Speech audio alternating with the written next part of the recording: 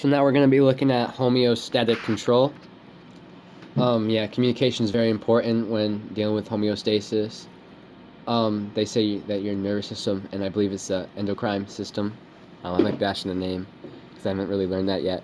But right now we're looking at homeostatic control, and they got three components. But you also have the variable, which is what triggers it, basically, of this whole system that's happening.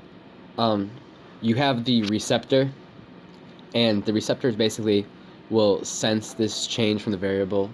For example, like putting your hand on the hot stove, it senses this and then it sends it to the control center, and when the receptor sends it to the control center, that message goes on the afferent pathway, as in going to the control center. Then monitors it and basically decides, what is it, like, is it dangerous, does this need to continue or keep going.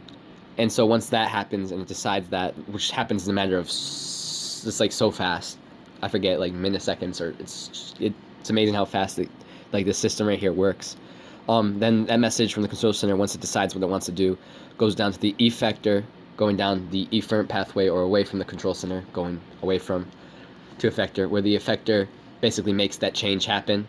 So let's say your hand goes on the thing, it senses the variable of the hot or the heat. The receptor senses that, sends it to the control center. The control center basically decides what to do, sends it to the effector, which is you basically jerking your hand away without even really realizing it.